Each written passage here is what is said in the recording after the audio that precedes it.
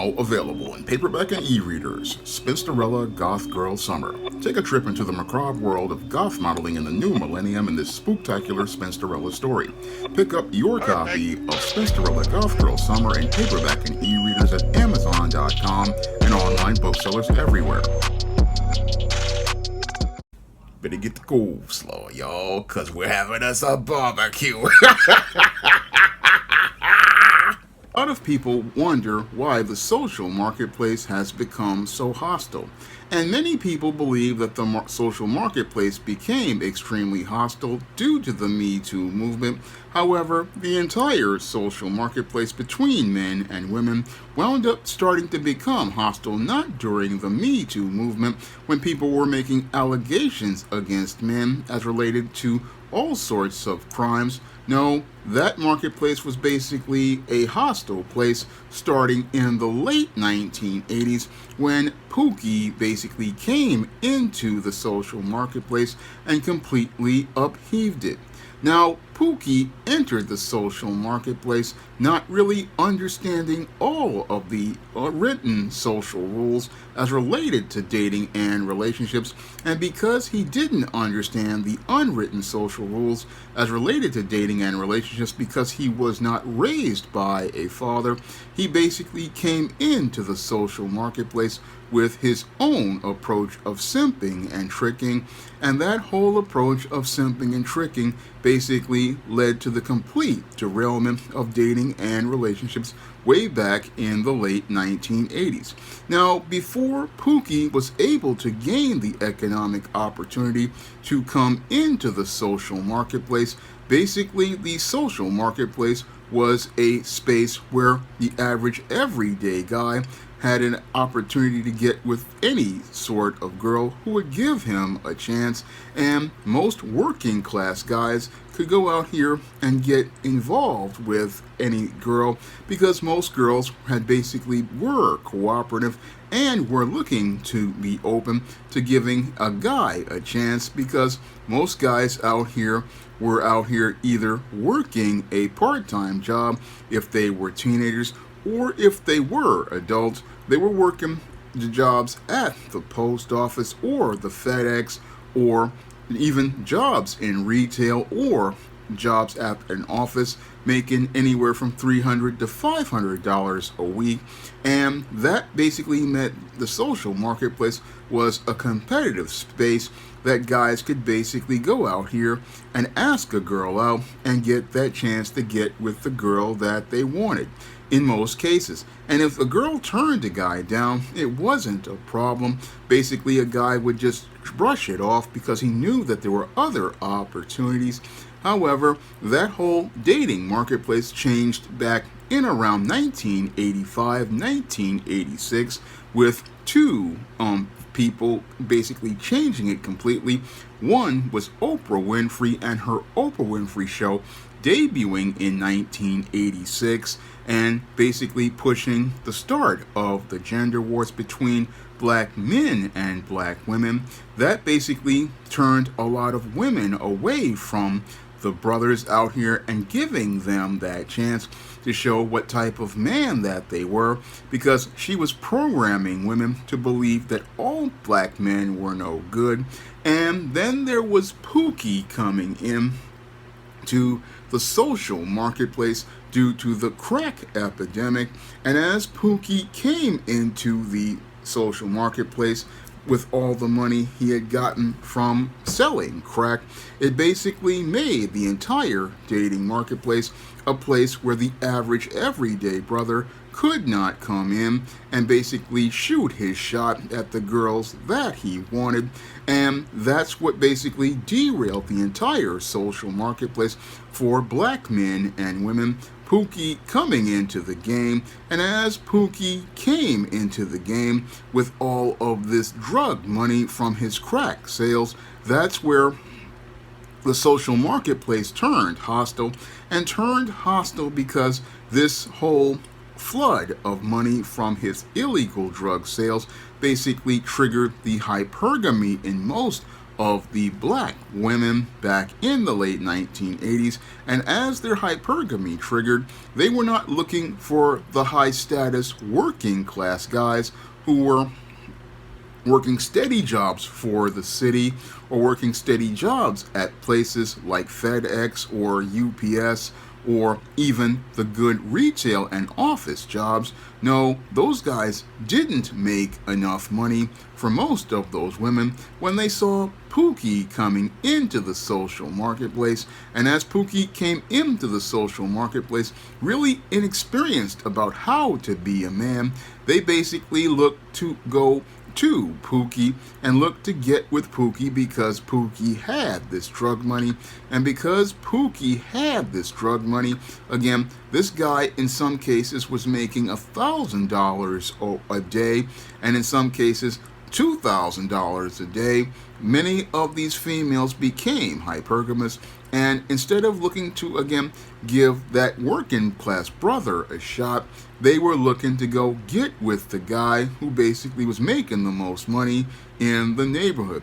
And then on top of that, you had a lot of young aspiring rappers coming into the rap game, which had just emerged around 1985. And as they were coming into the game, they had their advance money as well. And again, this basically ushered in what I call the golden age of simping and tricking. Now, the reason why we had so many simps and tricks at the start of the late 1980s is, again, you had Pookie coming in, a guy coming in from a single mother household who knew nothing about manhood because he had not had his father in his life. And you also had a lot of these rappers who never had a father in their life.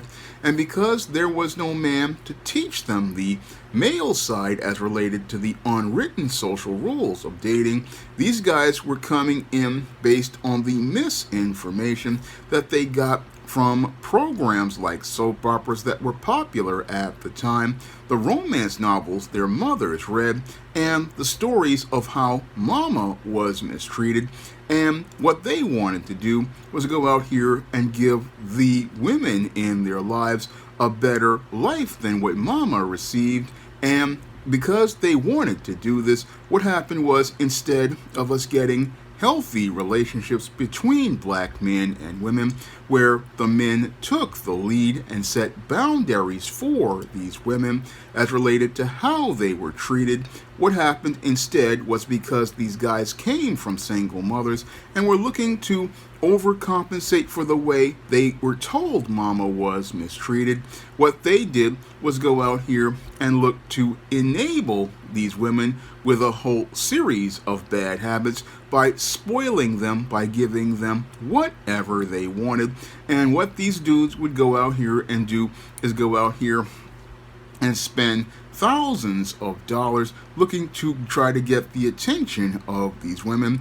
These are the guys who basically, again, started all the simping and tricking, basically going to places like clubs, buying women drinks just trying to talk to them, or they would go out here and they would be looking to buy the entire bar drinks in some cases just to get the attention of the girls, to show how much of a big shot they are. Or what they would do is go out here, and if they could get the attention of a girl, they would go out here and be the ones spending anywhere from $1,000 on a magical evening, taking her wherever they wanted, or going out here and furnishing their hood apartment, or going out here and buying them all the expensive clothes from designers, going out here buying them all the expensive Air Jordan sneakers, buying them the shearling coats, and allowing them to live a ghetto fabulous lifestyle that many of these women never really earned, because what happened was, with these simps, these Pookies never looked to try to earn this woman's respect. No, what these guys did was establish a really dysfunctional standard of looking to go out here and looked to get the attention of these women by leading with their wallet. And as they looked to lead with their wallet, sadly, a lot of women caught up in their hypergamy began to follow these guys. And they were following these guys not because they liked the guy. No, they followed the guy basically because he had lots of money, whether it be from the rap game and the advance this guy got, or being from the dope game and having all this money from the crack that he sold. That's how many of these women look to follow these guys. And as they look to follow this Pookie, that's where the whole social marketplace started to go completely off the rails. And it went off the rails because Pookie basically was not following the rules that men in the early 80s were out here following, because guys in the early 80s and the late 70s basically knew that if they wanted to go out here and get involved with a girl, they needed to be on point. And usually what happened with those guys, again, they weren't looking to get into the social marketplace until they got themselves somewhat established. Now, in the cases of these guys, usually they would be starting maybe in their late teens or mid-teens when they started working their part-time job after school. That's when they would start looking to talk to girls, because they would have their own money, and that would make them look like a leader in the eyes of most of those girls, having their own job, making their own money. And as a guy turned 18, he basically then moved on from this part-time job working in the store or working at places like the hardware store, the department store, to working full-time, making $300 a week. And as that guy made $300 a week, he could go out here and basically start to do things like get his own place if he was making enough money, and he could go out here and look to talk to girls and basically, again, be in a place where he could basically show his leadership by having his own money and having his own spot.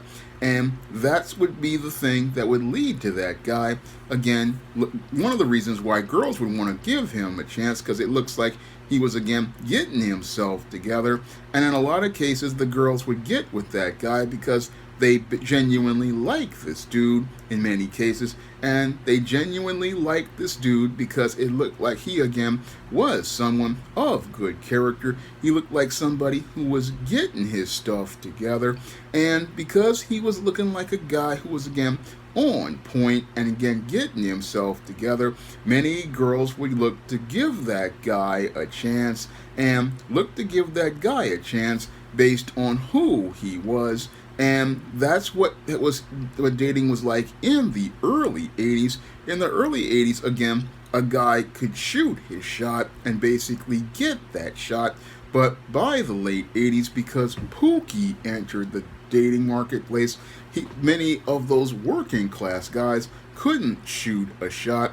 No, many of those guys basically couldn't come into the game because to these women, they were triggered by their hypergamy, and as they were triggered by their hypergamy, they basically didn't see this working class guy as making enough money for them, and they had become jaded by Oprah Winfrey, who programmed them to believe that they deserve better. And as these women basically got this mindset of entitlement, this was made into an exacerbatedly bad situation by Pookie, who basically, again, didn't know what he was doing. He was out here selling these drugs, selling poison to his own people, one, and then two, poisoning the minds of most of the black women, poisoning the minds of most of the black women to make them believe that they were entitled to a better life that they did not earn, because, again, with the working class guy,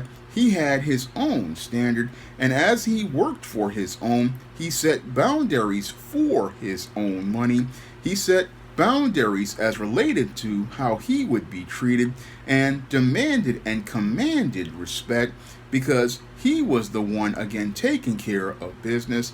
And as that man, he basically again was letting these women know that again, if they wanted to get with him, they needed to show him respect from minute one. When he shot his shot, when he shooted his shot, he basically was looking for that respect. And again, if that woman didn't give him respect when he shooted his shot, that's when he would charge her to the game and keep it pushing. Unfortunately, with Pookie, basically this guy was not again a guy who understood how things work, because again he didn't have his father in his life. And what he would do is not only again come in with his money, so the woman really wasn't interested in him in the first place. And on top of that, when a woman would go out here and reject him, he would go out here and continue to persist. And he would continue to persist because basically with this dude, again, he didn't understand the rules as related to how dating worked. And again, he would be this kind of persistent guy with this thirst. And because he had all this money, what would happen is the women would get with him for the money. And basically this again led to this dude going out here, getting involved with women and creating a whole culture of these women being spoiled, being entitled, feeling like they deserved something better than what they were going to get from an average working man, and believing that they would be able to live a lifestyle very similar to what they would get on many of these primetime soap operas that came on at the time, like Dynasty and Dallas, and even the daytime soaps like All My Children. Many of these women thought, hey, I'm deserving of this lifestyle, but I don't have to work with this man towards building anything. And basically they thought, hey, I don't need to do anything because this guy's going to give me everything. And that's how the entire dating marketplace started into becoming a very hostile space for the average everyday working brother. Now, the average everyday working brother was starting to get frowned on, and starting to get frowned on because not only did he not make enough money for these spoiled women, but these women didn't really learn how to respect men. One, due to the home that many grew up in without a father, and two, they learned not to respect men because the model their mother provided for them showed them a man who they didn't have to respect, because there's basically men coming in and out of the house and not demanding respect. So a lot of girls basically learn, I don't have to respect no man. And the whole Oprah narrative of saying you didn't need a man made it where these girls thought, I don't need to respect a man, and guys are just ATMs, they're just tools. And that was further exacerbated by Pookie who coming in and becoming an ATM. And as Pookie became this ATM, this all-purpose fool who they used to get their sneakers, get their designer clothes, and get their shearling coats and drive around in his Jeep, they were enabled to live a lifestyle at 15, 16, 17, 18 years old that they were, again, being given too soon. And again, as they got older, again, got that sense of entitlement. And all of this is because Pookie came into the social marketplace not understanding the unwritten social rules, not understanding anything about the game. And that's how he basically screwed up the game, because he drove up the price of sex. He drove it up to insane levels because he was out here looking to spend money in order to gain sexual access, and he was looking to spend astronomical amounts of money that the average everyday man wouldn't spend, because this guy was making $1,000, $2,000 a day selling poison to his own people, or programming poison into the minds of people with rap music. Basically, he was making all of this money, and he then tricked that money off, hoping to go out here and gain sexual access to the most attractive women. And that is what really derailed the entire social marketplace, derailed the entire social marketplace to the point where the average everyday brother couldn't come in to be that good man that many women would find to be a quality husband. And that's where we got the whole situation falling completely apart as related to the entire dating marketplace.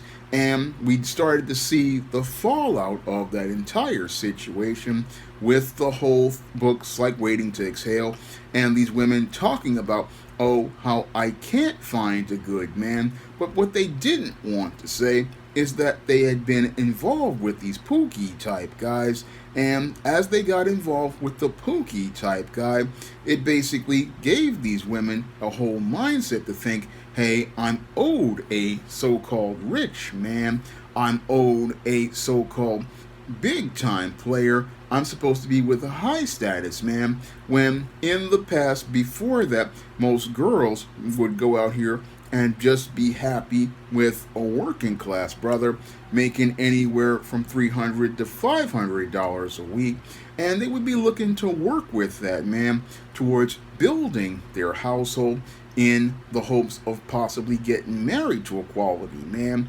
That's what women were originally looking for before Pookie entered the entire dating marketplace, and Oprah Winfrey basically poisoned the minds of an entire generation of women. Before Pookie and Oprah came into the social marketplace, women would go out here, look to get with quality guys, basically out here in the early 80s. But in the late 80s, the game basically changed into the disaster we currently have, and that disaster has gotten progressively worse as the gender wars have gone on. And as the gender wars have gone on, what has happened is the entire dating marketplace has become so hostile in the aftermath of the Me Too movement. In the aftermath of the Me Too movement, the entire dating marketplace has become so hostile because, again, no man can come into the social marketplace at this point because the women have weaponized the courts and the legal system to make it where if a man even approaches a woman, she can go to the police and say that this man committed a crime. So no man wants to lose his freedom. So many men are opting not even to consider talking to women these days, and many more are just looking to just stay to themselves, when in the past, before Pookie and Oprah showed up, many of these guys would go out here, they would shoot their shot, look to go out here and get a chance at a date to see if they were compatible, and after that they would be able to go on, because it was, again, most women understood if he's got a job and he's taking care of himself, he might be able to have a relationship with this guy if things work out. But all of that was completely derailed by the combination of Pookie and Oprah. Pookie and Oprah destroyed the entire social marketplace, especially for black men and women, and created a whole mindset of entitlement inside of black women, and enabled that sense of entitlement to think you were owed some sort of social construct of a high status man that never really existed, because the only guys out here from the jump were working class guys making $300 to $500 a week, and most women, that's all you gonna get is the guy who was, again, making average money. And it would be, and most women, again, generations before, would be content with just that, because they knew that, again, there was no chance of you getting some sort of billionaire like you saw on these soap operas and in these romance novels. No, they knew that the large majority of men out here were basically working class guys, and if you could find a man of decent character, you just got with that guy, because He basically, if he liked you and really cared about you, that was all that you needed. But you had Oprah again enabling women, you had Pookie spoiling women, and that created the golden age of simping and tricking. And that age of simping and tricking basically enabled a mindset in most modern women that makes them spoiled, makes them again really hostile, and makes them think that they deserve better than what they are supposed to get. And that's what makes dating a nightmare at this point. Again, when you had Pookie come into the social marketplace combined with Oprah Winfrey, and both of them are the reason why we have a dating marketplace that's an absolute nightmare today. Now, if you want to learn how to break out of the simp paradigm that was started really in the golden age of simping and tricking in the late 80s, you can pick up my book, Stop Simping, Why Men Don't Need Finance to Get Romance, on Amazon.com in paperback and Kindle format.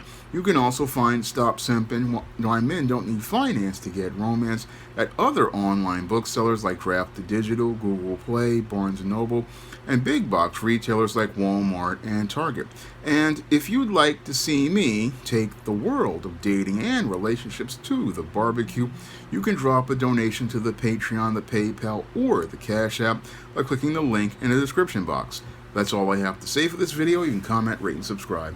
Now available in paperback and e-readers, The Temptation of John Haynes. Give in to temptation and pick up this action-packed African-American paranormal romance. Get The Temptation of John Haynes in paperback and e-readers today. Now available in paperback and e-readers, Esteem Horror in the Hamptons. The aspiring angel tries to escape a house of horrors in this action-packed, all-new Esteem series adventure. Get your copy of Esteem Horror in the Hamptons in paperback and e-readers at online booksellers everywhere. Support Black-owned and Black-operated digital broadcast media. www.niceradionetwork.com. Nice Radio Network, broadcasting 24 hours a day, 7 days a week.